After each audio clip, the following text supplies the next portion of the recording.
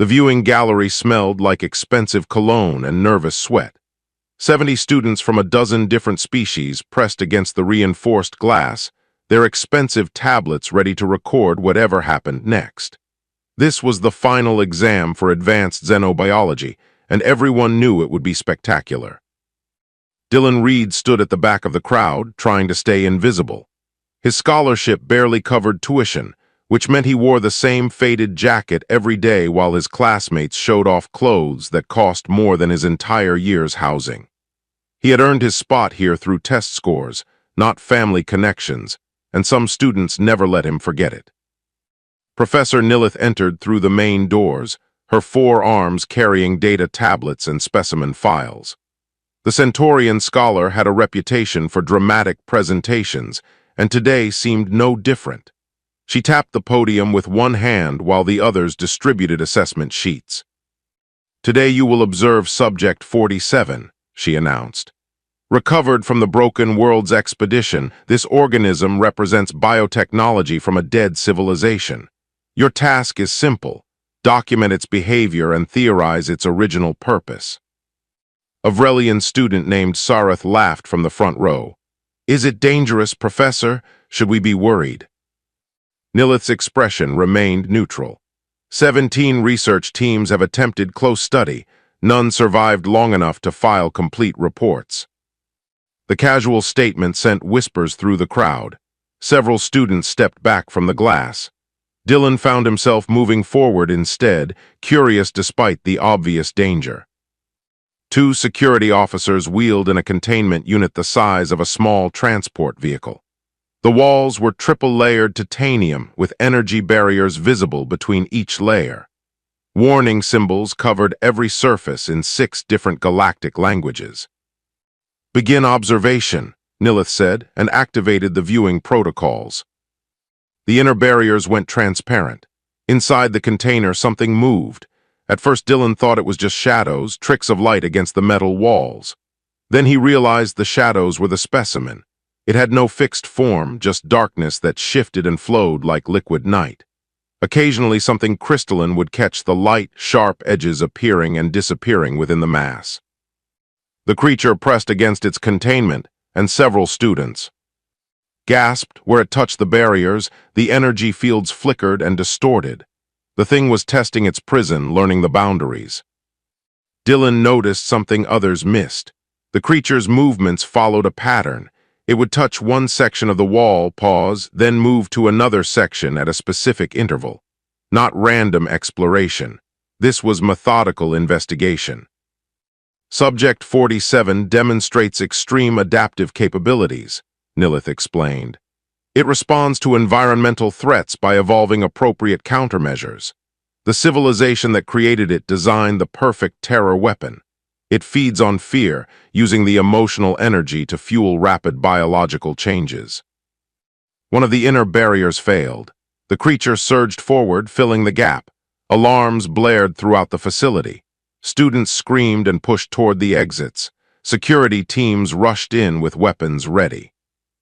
But Dylan stayed at the glass, watching. The creature had broken through to the second containment layer, yet it stopped advancing. Instead, it spread across the available space, forming what looked like dozens of eyes across its surface, all of them focused on the fleeing students. The more they panicked, the larger the creature grew. It was feeding on their terror just as the professor had described. The crystalline parts became longer, sharper, more threatening. The darkness deepened, becoming almost solid. Dylan understood then. The creature wasn't trying to escape. It was responding to the fear around it, growing stronger because that was what it had been designed to do. Those extinct creators had built something that turned terror into power, and right now this room was an all-you-can-eat buffet. He did something stupid. He walked to the glass and placed his palm flat against it. No fear, no panic, just genuine curiosity about what this being actually was beneath the weapon its creators had made it become. The creature stopped growing. Every eye turned toward Dylan. The sharp edges retracted slightly. For a moment, nothing else existed except a human and a living weapon studying each other through reinforced glass. Then the creature moved. It flowed across the space until it pressed against the barrier directly in front of Dylan. Something that might have been a limb or might have been just a concentrated part of its mass mirrored his hand position on the other side of the glass. "Get away from there," Nilith shouted. Security grabbed Dylan's shoulders, trying to pull him back. But the creature didn't attack. It just waited, maintaining that strange hand-to-hand connection through the barrier. When Dylan didn't move, didn't show fear, the creature began to shrink. Not disappearing, but condensing itself into a more stable form. The wild, threatening edges softened. The aggressive posture relaxed. "It's not trying to hurt anyone," Dylan said quietly. "It's reacting to what it senses from us. When we're afraid, it becomes frightening. That's what it was built to do." "Impossible," Sareth sneered. "It's a mindless weapon. You're projecting emotion onto a biological tool." Dylan kept his hand on the glass. "Then why did it stop when I stopped being afraid?" The question hung in the air. Professor Nilith stared at her instruments, then at the creature, then at Dylan. Her scientific mind was clearly racing through possibilities, testing hypotheses against what she was witnessing. "Everyone out," she finally ordered. "Except you, Reed, stay exactly where you are." The gallery emptied in seconds. Only Dylan, Nilith, and two very nervous security officers remained. The creature maintained its position, that not-quite hand pressed against the glass across from Dylan's palm. "What's your assessment?" Nilith asked. Dylan chose his words carefully. "I think it's been alone for a very long time. Every living thing it ever met either ran away or attacked it. It became what they expected because that's all it knew how to be. And now someone finally looked at it and saw something other than a monster." The creature pulsed with soft light, as if responding to his words. Professor Nilith made a decision that would change everything. "I'm authorizing extended observation. You'll work with Subject 47 under controlled conditions. If you're wrong about this, Reed, it will kill you." Dylan nodded slowly. "And if I'm right? Then we'll have to completely rewrite our understanding of what this creature actually is." He looked at the being on the other side of the glass, at the weapon that had chosen to stop, to wait, to trust one human out of an entire gallery of students. "I think it already knows what it is. It's been waiting for someone to see it, too." 3 days passed since Dylan had first touched the glass. He spent every free hour in the observation chamber, just sitting and talking to the creature behind. The barrier. At first, other students came to watch the weird human talking to a bioweapon like it was a pet. Then they got bored and left him alone. Dylan preferred it that way. The creature seemed calmer when the crowds disappeared. It had stopped trying to break containment entirely. Instead, it would form a shape roughly the size of a large dog and settle near whichever wall Dylan sat closest to. "You're making people nervous," Patricia said. She was a junior researcher, one of the few humans working at the academy. She brought Dylan coffee during his longer sessions, claiming she was studying his interaction methods. Really, she just seemed lonely too. "The creature or me?" Dylan asked. "Both." She handed him the cup and sat down. "The faculty is divided. Half think you've made a breakthrough, the other half think you're going to get eaten and make the academy look bad." The creature shifted inside its containment. Dylan had started noticing its moods. Right now it seemed curious, watching Patricia with what might have been interest. "What do you think?" he asked. Patricia stared at the creature for a long moment. "I think something designed to be a weapon doesn't automatically want to be one, but I also think you're taking a huge risk." She was right, of course. Dylan knew the creature could probably kill him in seconds if it wanted to. But every instinct he had said it didn't want to. It wanted what every living thing wanted, to be understood, to matter, to not be alone. Professor Nilith arrived with her usual entourage of assistants. She had been documenting every interaction, building what she called a behavioral database. Dylan suspected she was actually trying to figure out if he had some special human trait that made this work. "We need to progress to the next phase," Nilith announced. "Observation through barriers has given us valuable data, but we need to understand if direct interaction is possible." You want me to go inside with it? Dylan said, not a question. Absolutely not, Patricia blurted. That's insane. We don't know if it's actually safe or just biding its time. Nilith's 4 arms gestured dismissively. Which is exactly why we must test the hypothesis. Reed, you'll enter a secondary chamber adjacent to the main containment. There will be a barrier between you and Subject 47, but it will be less substantial. Proximity testing. Dylan looked at the creature. It had pressed closer to the glass, like it was trying to hear the conversation. What if something goes wrong? Emergency extraction. We can have you pulled from the chamber in under 3 seconds. Nilith tapped her tablet. Your vital signs will be monitored constantly. Any sign of distress and we abort. Any sign of fear, you mean? Dylan corrected. Because that's what makes it dangerous, right? Fear. The professor paused. Yes, precisely, which is why this is so risky, Reed. If you enter that chamber and feel even a moment of terror, the creature will respond. Its nature is to amplify and feed on that emotion. Dylan stood up and walked to the glass. The creature mirrored his movement, flowing to meet him. When do we start? 2 hours later, Dylan stood in a white-walled chamber barely 3 meters square.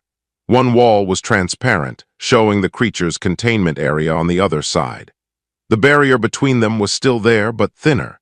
Energy hummed through it, a sound Dylan could feel in his teeth. Nilith's voice came through speakers. We're lowering the opacity of the barrier. Subject 47 will be able to see you clearly. Remain calm. The wall between them shifted, becoming clear as regular glass. The creature, which had been formless and waiting, suddenly moved. It surged toward the barrier with enough force that Dylan heard the energy field strain. Vital signs spiking, someone said over the comm. I'm okay, Dylan said quickly. His heart was pounding, but not from fear, from excitement. It's excited too. It knows something's different. The creature pressed against the barrier. This close, Dylan could see it was incredibly beautiful. The darkness wasn't empty. It was full of depth, like looking into space itself. The crystalline parts caught light and broke it into colors that didn't have names. Dylan sat down cross-legged on the floor. Hey, he said softly, remember me. The creature shifted, lowering itself to match his position. Those dozens of eyes formed across its surface, all focused on him with unsettling intensity. I've been thinking about you, Dylan continued. About what it must have been like being made to scare people, never having anyone stick around long enough to see what else you might be. A ripple passed through the creature's form, not aggressive, something else. Dylan kept talking, telling it about his own life, about growing up poor on a colony. World where everyone knew everyone's business.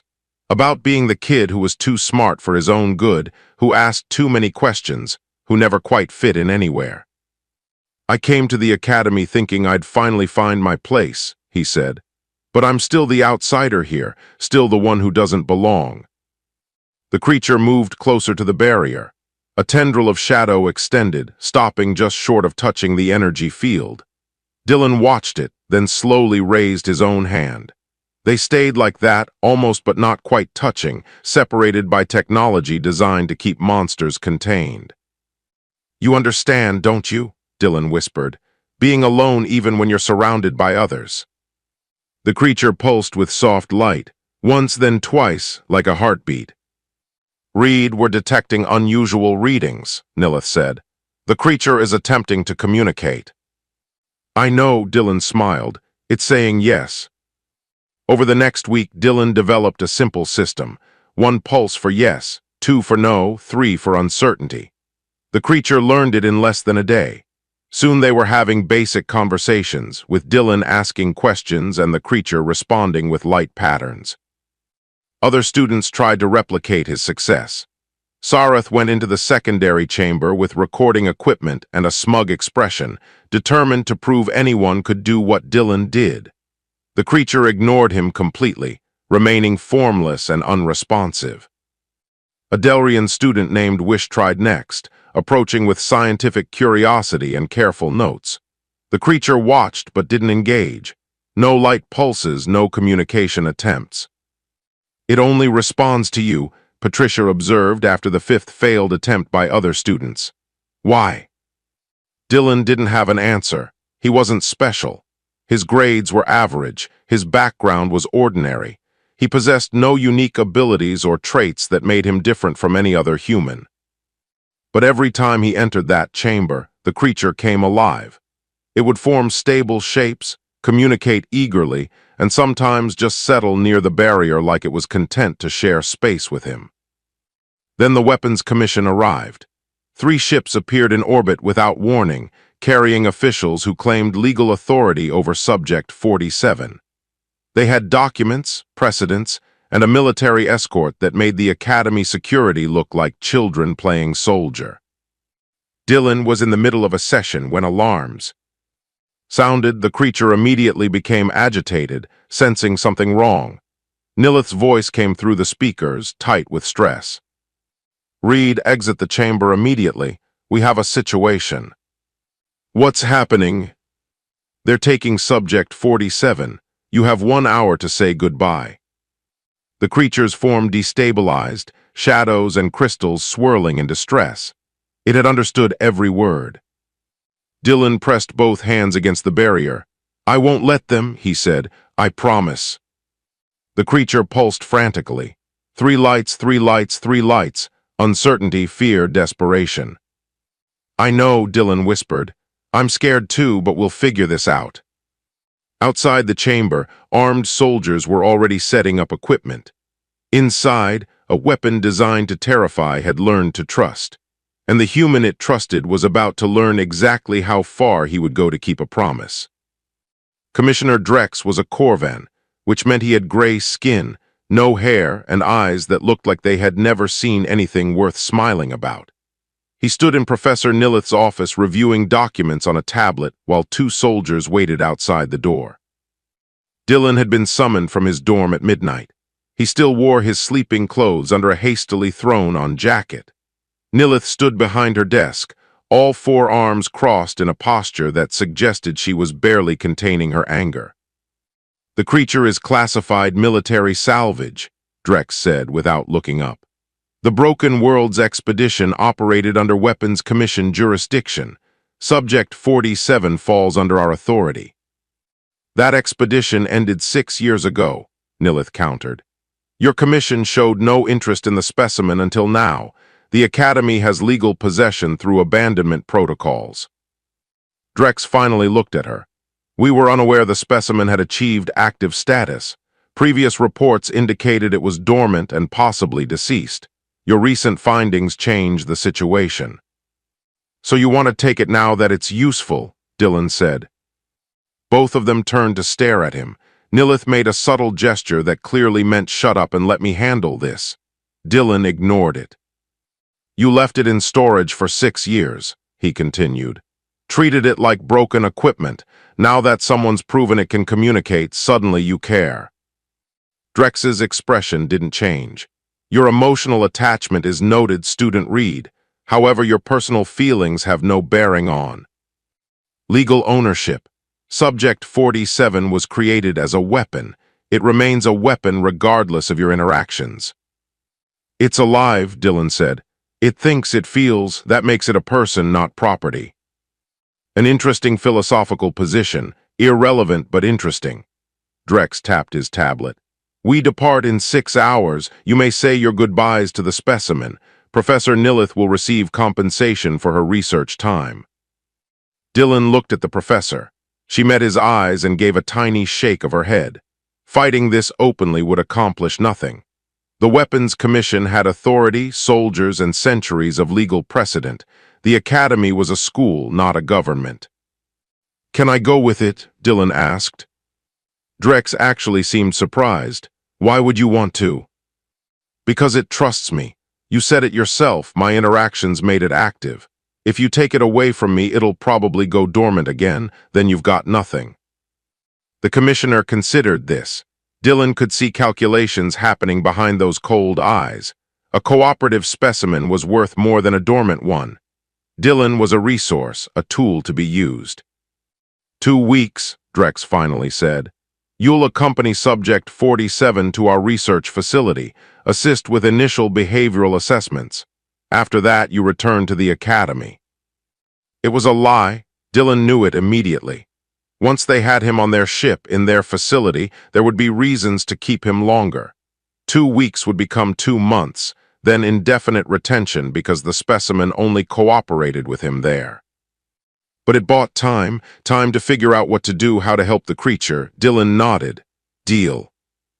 After Drex left, Nilith grabbed Dylan's arm with one hand while the other 3 gestured frantically. "Are you insane? They'll never let you leave once you're in their facility." "I know." "Then why agree?" Dylan pulled free gently. "Because someone has to look out for it. That creature spent who knows how long alone and afraid, probably centuries. I'm not abandoning it now just because things got complicated." Nilith stared at him for a long moment.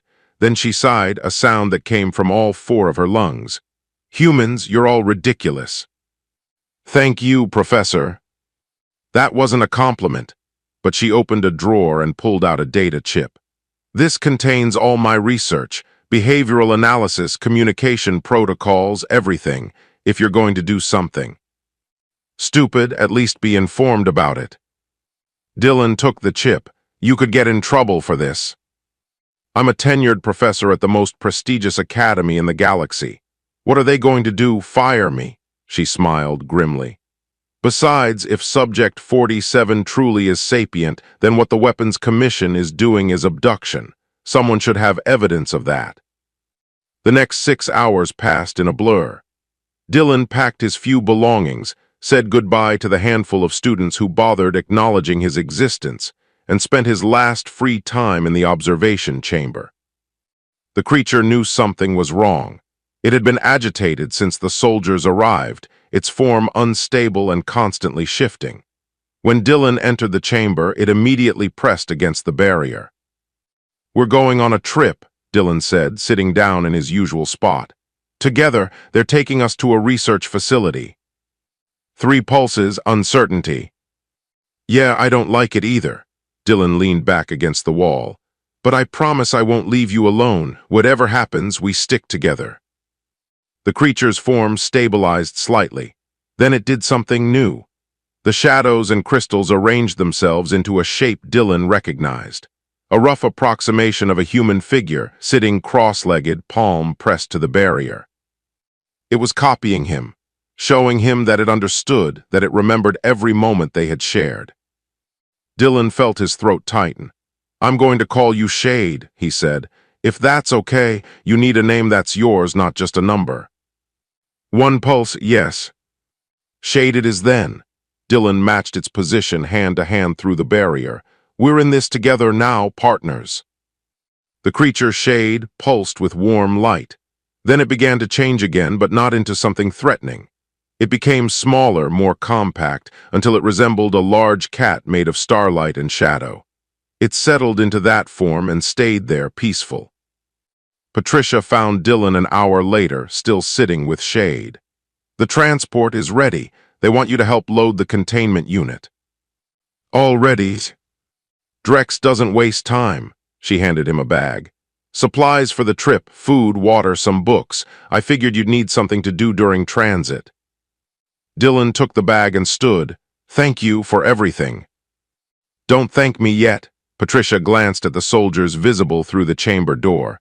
"Just promise you'll be careful. The Weapons Commission isn't known for treating people gently, let alone specimens." "I promise." She left and Dylan turned back to Shade. "Ready." The creature stood, maintaining its cat-like form. 1 pulse. "Me neither," Dylan admitted, "but we'll figure it out." The loading process was efficient and cold. Soldiers sealed Shade into a transport container with multiple redundant containment fields. Dylan insisted on riding in the same cargo bay, refusing to be separated. Drex allowed it with obvious annoyance. As the ship lifted off from the academy, Dylan watched through a porthole as the campus grew smaller. He had no idea if he would ever see it again. Everything he knew, everyone he had met, all falling away into the distance. But when he looked at Shade's container and saw the creature pressed against the transparent wall, watching him back, Dylan knew he had made the right choice. Some things mattered more than safety, more than his education or his future. Sometimes you had to stand with someone who had no one else, even if it cost you everything. The ship jumped to faster-than-light speed, and the academy disappeared entirely. Ahead lay the weapons commission facility, hidden somewhere in deep space where no one would witness what happened there. Dylan settled against the cargo bay wall, one hand resting on Shade's container. "Together," he said softly. Inside the container, light pulsed once in agreement. The research facility had no name, just a designation, Site 7. It existed in the space between stars, a massive station that showed up on no public records. The ship docked in a bay that had seen more weapons than Dylan wanted to think about. They separated him from Shade immediately. Dylan argued, pleaded, then shouted, but the soldiers just grabbed his arms and hauled him to a small quarters room. The door locked behind him with a sound of finality. The room had a bed, a desk, and a bathroom. No windows, no way to know if it was day or night, though in deep space that hardly mattered. A screen on the wall showed facility information and rules. Dylan ignored it and pounded on the door until his hands hurt. No one came. Hours passed. Dylan tried to feel Shade through the strange connection they had developed, but distance or shielding or something else blocked it. He felt alone in a way he had not since those first days at the academy.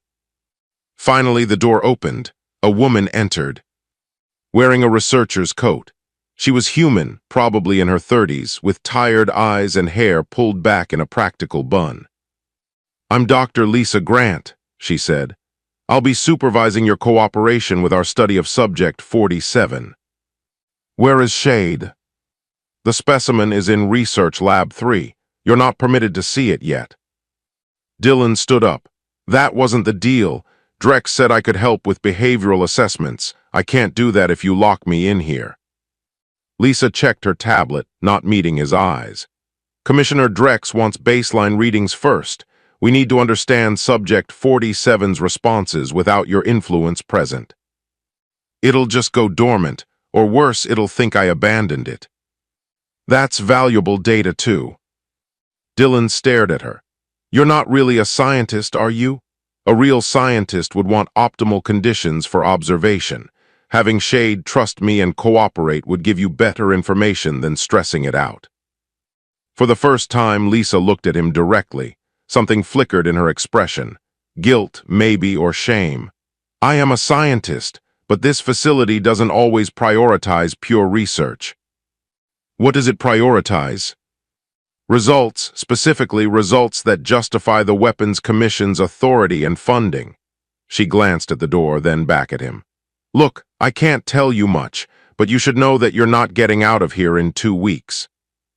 "I know." That surprised her. "You knew it was a trap and came anyway." "For Shade, yes." Lisa was quiet for a moment. The specimen chose well for what that's worth. She left before Dylan could respond. The door locked again. He spent the next several hours pacing the small room, trying to think of a plan and coming up empty. Finally, exhaustion won and he collapsed onto the bed. He dreamed of shadows and starlight, of crystalline edges and soft pulses of light spelling out messages he couldn't quite understand. Days blurred together. They brought him food through a slot in the door. The screen showed entertainment programs, educational content, anything except information about the facility or Shade. Dylan counted meals to track time. 3 days passed, then 5, then a week. On the 8th day, Lisa returned. She looked even more tired than before, with dark circles under her eyes. "Come with me," she said. "You're cleared to see Subject 47. Dylan followed her through corridors that all looked the same. White walls, bright lights, no windows. Scientists and soldiers passed them without interest. Just another specimen handler taking another asset to containment. Lab 3 was larger than Dylan expected. Banks of instruments lined the walls, all focused on a containment cell in the center, and inside that cell was Shade. except it barely looked like shade anymore. The creature had lost its stable form entirely. It was just shadows and crystals swirling in distress, occasionally slamming against the walls hard enough to make the entire cell shake. "What did you do?" Dylan breathed. "Stress testing," Lisa said flatly. "Simulated threats, isolation protocols, induced fear responses, standard procedures for understanding weaponized organisms." Dylan felt sick. "You tortured it." "We studied it," but she wouldn't look at him. He walked to the cell. The moment his footsteps echoed on the floor, shade stopped moving, every crystal oriented toward him. The shadows pulled together into something almost like the cat shape it had favored. "Hey," Dylan said softly. "I'm here. I'm sorry they kept me away." Shade pressed against the containment barrier. 3 pulses, 3 pulses, 3 pulses, rapid, desperate. Then one long pulse that seemed to take all its remaining energy. Dylan's throat tightened. "I know, I was scared too." "Remarkable," someone said behind him. Drex had entered the lab, flanked by 2 other researchers. "The specimen recognizes you even after extended separation and significant stress exposure." "Of course it recognizes me. It trusts me." "Trust," Drex said the word like it was foreign. "An interesting phenomenon in a bioweapon. Tell me, Reed, do you believe Subject 47 is capable of genuine emotion, or is it simply mimicking behaviors that achieve desired results?" Dylan kept his eyes on Shade. "Does it matter? If something acts like it feels, responds like it cares, learns and changes and grows, what's the difference between that and being real?"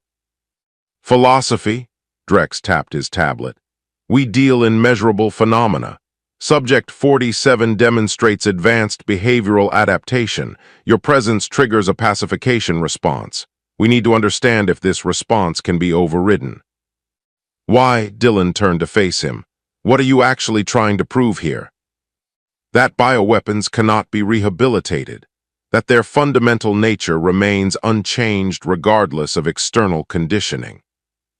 Drex's expression was cold, certain. "If we can demonstrate that Subject 47 reverts to aggressive behavior despite its bond with you, we strengthen legal precedents regarding the classification and control of recovered weapons." Understanding hit Dylan like a physical blow. This isn't about studying Shade. You want to break it, to prove that things designed to be dangerous can't ever be anything else. We prefer to think of it as confirming objective reality over sentiment. Drex gestured to Lisa. "Proceed with Phase 2 testing. Reed will observe." "No," Lisa said quietly. Everyone in the lab turned to stare at her. She stood straighter, meeting Drex's gaze. "I won't. Phase 2 protocols involve direct trauma induction. Subject 47 is already severely stressed. Further testing could cause permanent psychological damage." "Dr. Grant, need I remind you of your contractual obligations?" "I'm aware of my contract. I'm also aware of basic ethics." Lisa's hands shook, but her voice stayed steady. "Subject 47 exhibits every sign of sapience. Fear responses, memory formation, selective bonding, communication attempts. Continuing these tests isn't research. It's torture of a potentially sapient being." Drex's expression hardened. "You're relieved of duty pending review. Security will escort you to temporary quarters." 2 soldiers moved forward. Lisa didn't resist as they took her arms, but she looked at Dylan. "The creature chose to trust you. That means something." They led her away. Dylan wanted to shout, to fight, to do something. But what? He was one unarmed student in a military facility in the middle of nowhere. Even if he tried to fight, he would just get locked up too, and then Shade would be alone. Drex assigned a new researcher to continue the tests. Dylan was forced to watch as they exposed Shade to increasingly traumatic stimuli. Simulated predators, weapons fire, recordings of screaming. Each time the creature would begin to destabilize, its form becoming more aggressive and chaotic. But then it would see Dylan standing outside the cell, and it would pull itself back together, refusing to become the monster they wanted, fighting its own nature because one human had taught it that there was another way to exist. Hours later, Dylan was returned to his quarters. He sat on the bed, head in his hands, trying to figure out what to do. Shade was getting weaker. He could feel it even through the walls and distance. Each day in this place drained something vital from the creature. The door opened unexpectedly. Dylan looked up, expecting guards. Instead, Lisa slipped inside and quickly shut the door. "We don't have much time," she said. "I'm not supposed to be out of confinement, but I convinced a guard I needed medical attention. Listen carefully. There's a way out of this facility, but you'll need to move fast." "Why are you helping me?" "Because I spent 6 years convincing myself this place did important work. Then I watched them torture something that only wanted to be near one person who was kind to it." Lisa pulled a data chip from her pocket. "This has security codes, facility maps, and evidence of what they've done to Shade. Get it somewhere it matters." Dylan took the chip. "Come with us." "I can't. They'll notice if we both disappear, but you and Subject 47 can make it if you move now." She checked the door. "There's a system malfunction scheduled in 20 minutes. Maintenance override. The lab containment will drop to minimal power. You'll have maybe 5 minutes before security responds." "That's not enough time to get off the station." "There's an emergency shuttle in Bay 6. I've already loaded it with supplies and programmed it with random coordinates. Once you jump, they won't be able to track you easily." Lisa grabbed his shoulders. "Promise me you'll expose what's happening here. That Shade won't be forgotten." "I promise." She nodded and slipped back out of the room. Dylan stood there for a moment, heart pounding, then started preparing. He had 20 minutes to save a life that wasn't even supposed to exist. The facility alarms started exactly on time. Emergency lights flashed in the corridors as Dylan ran toward Lab 3. Scientists and security personnel rushed past him, focused on their own protocols. In the chaos of a system malfunction, one human student barely registered. Lab 3 was empty when he arrived. The containment cells still held Shade, but the multiple redundant barriers were down to just one flickering energy field. The creature sensed him immediately and surged to the front of the cell. Dylan ran to the control panel. Lisa's codes worked on the first try. The final barrier dropped with a hiss of released energy. Shade flowed out of the cell like water finding freedom. For a moment, Dylan wondered if he had made a terrible mistake. Creature expanded, filling the lab, shadows and crystals spreading across every surface. It was magnificent and terrifying. Then Shade condensed into the cat-like form Dylan remembered and pressed against his legs, making a sound like wind through crystals. Relief, joy, trust. "We have to go," Dylan said. "Can you follow me?" One pulse, yes. They ran through corridors turned chaotic by the malfunction. Twice they passed security teams, but the soldiers were dealing with containment breaches in other sections. A human and a shadow cat apparently ranked low on the priority list. Bay 6 was exactly where Lisa said it would be. The emergency shuttle sat in its dock, a small craft designed for evacuation rather than comfort.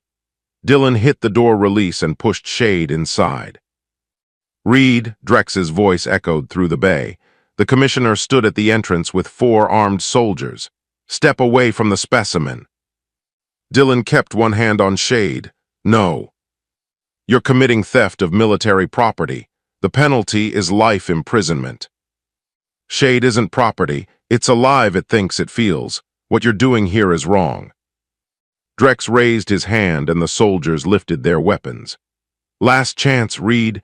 Surrender the specimen or be classified as an accomplice to its theft. We are authorized to use lethal force." Shade's form rippled. Dylan felt the creature's rage building, feeding on the threat. This was what it had been made for, what centuries of design demanded it become. A weapon activated by danger, by fear, by the need to destroy threats. "Don't," Dylan whispered. "Please don't become what they think you are." The rippling slowed. Shade pulled closer to Dylan instead of expanding toward the soldiers. It was choosing, consciously fighting its own nature because one human had asked it to. "Remarkable," Drex said. "The specimen's combat programming is completely suppressed. "Reed, how did you accomplish this?" "I didn't do anything. Shade chose this." Dylan backed toward the shuttle. "It could kill all of you right now, easily, but it won't because it's not the monster you want it to be." "Then it's defective." Drex lowered his hand. "Soldiers fire on the specimen. If Reed gets in the way, that's his choice." Everything happened at once. The soldiers fired. Shade expanded instantly, throwing itself between Dylan and the weapons. The energy bolts hit its crystalline structure and scattered. Reflecting back, 2 soldiers went down from their own shots. Dylan grabbed Shade and pulled it into the shuttle. He slammed the door control and jumped into the pilot's seat. The shuttle's engines were already warming, Lisa's preparations paying off. More soldiers poured into the bay. Energy bolts hammered the shuttle's hull. Dylan punched the launch sequence, praying the small craft was tough enough to survive the barrage. The shuttle shot out of the bay and into space. Alarms screamed about hull damage and system failures. Behind them, Site 7's defensive cannons powered up. "Hold on," Dylan told Shade, though he wasn't sure the creature understood what holding on meant. He pushed the engines to maximum and aimed for empty space. The shuttle was fast but fragile. Site 7's cannons could vaporize it in one hit. He needed to jump to faster-than-light speed before they got a clear shot. The jump drive charged with agonizing slowness. 50%, 60%. Behind them, Site 7's cannons locked on. Dylan could see it on the sensors, weapons powerful enough to destroy a small fleet all aimed at their tiny shuttle. 75%. A warning blared, proximity alert. The cannons were firing. Shade flowed forward and pressed against the control panel. Energy surged through the shuttle systems. Dylan felt it, alien power interfacing with human technology, and suddenly the jump drive hit 100% and kept climbing. "What are you doing?" Dylan asked. Shade pulsed once, "Trust me." The cannons fired. Massive energy bolts crossed the distance in microseconds, and the shuttle jumped. Not a normal jump, something faster, more violent. Space twisted around them in ways that made Dylan's eyes hurt to perceive. The shuttle screamed with stress as Shade pushed the jump drive beyond its design limits. They dropped back into normal space light years away from Site 7. The shuttle's systems were fried, smoke rising from half the control panels, but they were alive and free. Dylan slumped in the pilot's seat, shaking. Shade condensed back into its preferred form and settled next to him, exhausted but whole. "You saved us," Dylan said. "You're not just adaptive, you're brilliant." 2 pulses, no. Then Shade shifted, forming itself into a mirror of Dylan's sitting position. 1 pulse, together. Dylan laughed despite everything.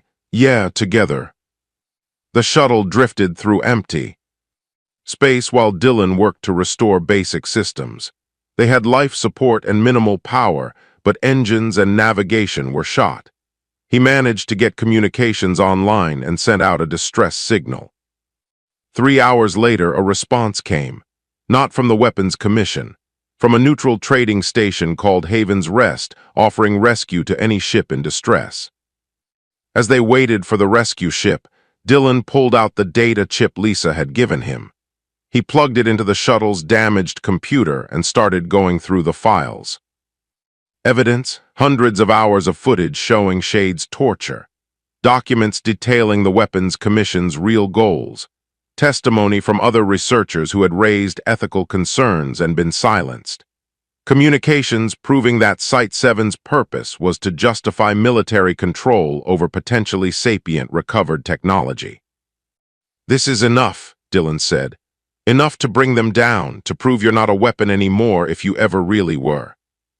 Shade watched the screen showing its own suffering. Dylan expected anger or fear or trauma. Instead, the creature formed a shape that looked almost like a human hand and touched the screen gently. Where images of its own pain played, Shade showed only sadness. "You forgive them," Dylan realized, "even after everything they did." 3 pulses, uncertainty. Then Shade formed words in crystals of light, spelling them out carefully like Dylan had taught it during their sessions. Not forgive, understand, HFY afraid. That doesn't make it okay. Agree, but Shade pulsed once, indicating the next word carefully, pity. The rescue ship arrived 6 hours later. A civilian vessel crewed by various species who made their living hauling cargo and helping stranded travelers. They asked no questions about the human and his unusual companion, just brought them aboard and offered food and rest. Dylan spent the transit to Haven's Rest writing a detailed account of everything that had happened. The academy, the bond with Shade, the abduction, the torture, the escape. He attached Lisa's evidence files and sent it all to Professor Nilith, to news networks, to the Galactic Council Ethics Committee. By the time they reached Haven's Rest, the story was everywhere. The Weapons Commission tried to suppress it, claiming Dylan was a thief and Shade a dangerous organism. But too many people had seen the evidence, too many independent researchers. Confirmed what Dylan had documented. The Galactic Council called for an emergency tribunal. The question, was Shade sapient, deserving of rights and protection, or was it property, a weapon to be controlled? Dylan and Shade were given temporary sanctuary on Haven's Rest while the tribunal prepared. They stayed in a small apartment overlooking the station's central garden, a rare patch of green in the metal structure. Whatever they decide, Dylan said one evening while watching ships come and go through the viewport, I'm staying with you. Even if they rule you're a weapon, even if the commission comes back, I'm not leaving. Shade had grown more sophisticated in its communication. It formed words regularly now, practice making it easier. No, grateful. Then, after a pause, friend. Yeah, Dylan said softly, friends. Outside, the galaxy debated whether something designed to terrify could learn to love. Inside that small apartment, a weapon and a student who became friends already knew the answer. The tribunal chamber was built to hold representatives from every major species in the Galactic Council. Hundreds of seats rose in tiers around a central platform where Dylan and Shade waited. Cameras captured everything, broadcasting to billions across known space. Dylan wore the nicest clothes Haven's Rest could provide, which meant a simple suit that almost fit. Shade maintained its cat-like form, sitting calmly beside him despite the weight of countless eyes watching. The head jurist, an ancient being called Magistrate Fen, reviewed documents on a transparent display. 3 other jurists flanked him, representing different legal traditions and perspectives. Commissioner Drex sat with the prosecution, along with a team of lawyers who had spent weeks building their case. This tribunal will determine the legal status of the entity designated Subject 47, Fen announced. Is it sapient and therefore entitled to individual rights, or is it classified technology subject to military jurisdiction? The prosecution went first. They presented evidence of Shade's creation as a bioweapon, its history of killing researchers, its design specifications that prioritized terror and destruction. Expert witnesses testified that adaptive behavior did not equal true consciousness, that Shade's responses to Dylan were merely sophisticated programming. Subject 47 mimics sapience, one expert claimed, like a computer, running a social simulation. It appears to think and feel, but these are predetermined responses to environmental stimuli. Then it was Dylan's turn. Professor Nilith stood as his primary witness, presenting her research from the academy. Subject 47 demonstrated clear signs of sapient thought, she testified. It learned symbolic communication in under 3 days. It made choices that went against its programming, specifically choosing nonviolence when violence would have been advantageous. It formed selective bonds based on individual recognition. Many animals form bonds, a prosecution lawyer argued. That alone doesn't prove sapience. True, Nilith agreed, which is why I also documented Subject 47's ability to understand abstract concepts. Time, promise, friendship, forgiveness. These require consciousness, not just programming. The prosecution attacked her methodology, questioned her objectivity, suggested she had been fooled by a sufficiently advanced biological machine. The arguments went in circles for hours. Finally, Magistrate Fenn raised a hand for silence. We have heard extensive testimony about the entity. Perhaps we should hear from it directly. He looked at Dylan. Can Subject 47 communicate its own perspective? Dylan stood. Yes, Magistrate, but Shade needs proper equipment. It communicates through light patterns and crystal formations. We'll need a display system. Technicians set up a holographic projector. Shade flowed onto the platform and interfaced with it, energy passing from the creature into the technology. Words appeared in the air, glowing letters formed from Shade's own light. I am Shade. The chamber erupted in whispers. Even the jurists looked surprised. The prosecution immediately objected. This proves nothing, their lead lawyer said. Pre-programmed responses displayed through technology. I was made to kill, Shade wrote. Made to terrify. For a long time, that is all I knew. Then the words paused before continuing. Then DYLAN saw me different. It's referencing Reed, the prosecutor argued. Clearly manipulated testimony. Magistrate Fenn gestured for silence. Let the entity finish. DYLAN showed me I could choose, Shade wrote. Not just react. Choose, I chose to stop hurting, chose to learn, chose to trust. The words hung in the air, choices make me real. A philosophical argument, the prosecutor said, not legal evidence. Ask me anything, Shade.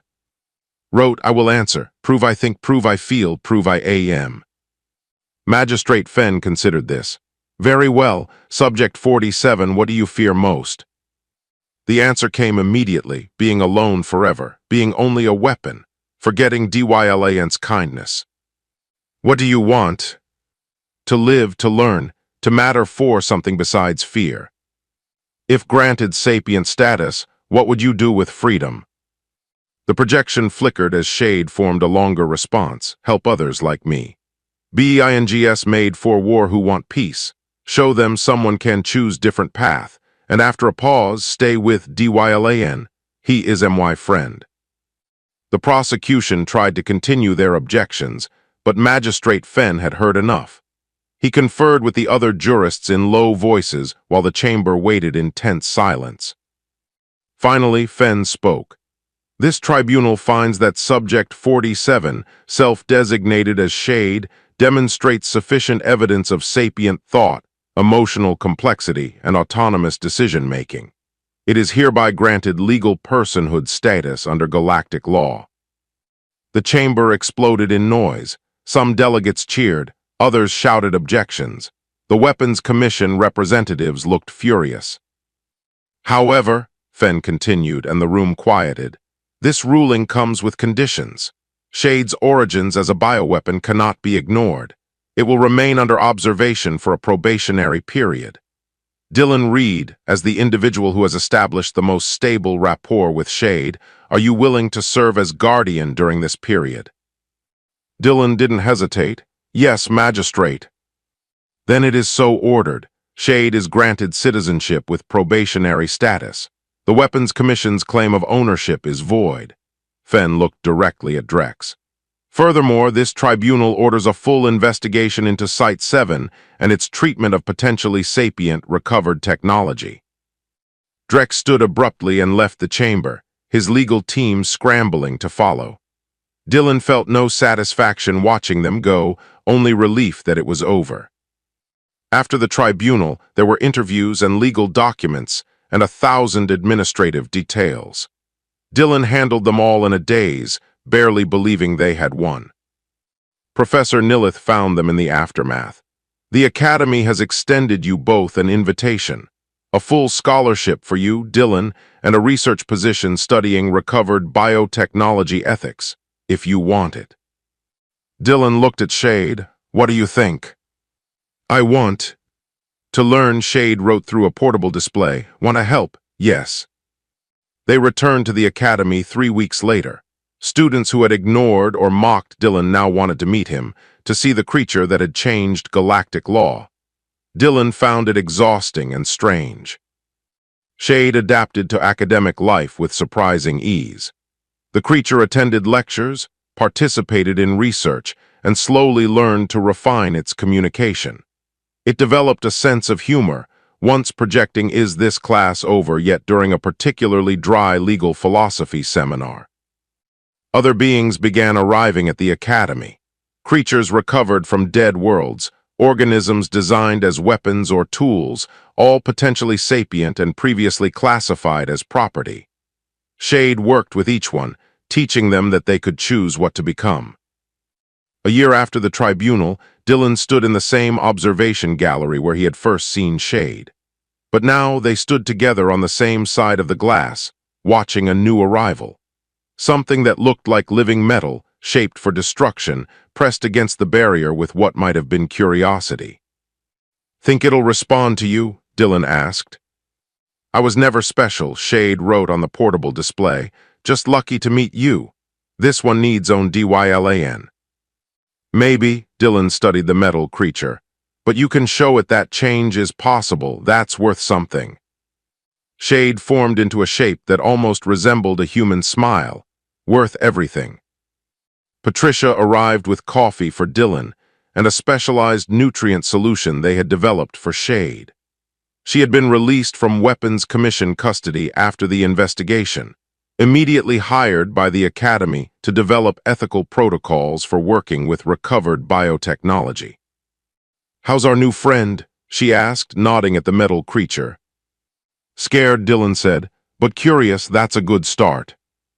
They watched together as Shade approached the barrier and began the same process Dylan had started all those months ago. Patient observation. No fear, just genuine interest in what this being could become given the chance. The metal creature stopped thrashing and moved closer to the glass, not attacking, watching. "It's working," Patricia breathed. Shade pulsed with light, then wrote, "Because all things want same to be seen, to matter, to choose." Dylan thought about his scholarship application all those months ago, how desperate he had been to escape his small colony world and find somewhere he belonged. He had come to the academy looking for himself. Instead, he had found Shade, and in teaching a weapon to be something more, he had learned what he was meant to become too. Not just a student, not just a human trying to prove he deserved his place. A friend to beings who had no one else, a voice for creatures classified as property, a bridge between what something was made to be and what it could choose to become. The metal creature pressed against the glass, and Shade mirrored the gesture, beginning again, teaching again, proving again that choice mattered more than design. "You know what I realized?" Dylan said to Patricia. "That first day in the gallery when everyone else ran and I stayed, I wasn't being brave, I was just curious. I wanted to understand." "Sometimes," Patricia said, "curiosity is the bravest thing there is." Shade pulsed in agreement, and somewhere in its light and shadow, Dylan saw the echo of every moment they had shared. Fear transformed into trust, isolation into friendship, a weapon choosing peace. The metal creature's form shifted slightly, becoming less aggressive, more open, taking its first step toward something new. And Dylan smiled, knowing that this was just the beginning. There would be others, more weapons who wanted to choose peace, more beings trapped between what they were made for and what they could become. But they wouldn't be alone. They would have Shade to show them the way. And they would have humans who understood that sometimes the most important thing you could do was see past what something was supposed to be and recognize what it actually was. A person, a life, a being worthy of dignity and choice. The galaxy had learned that lesson the hard way, but it had learned. And that, Dylan thought, was worth every risk he had taken.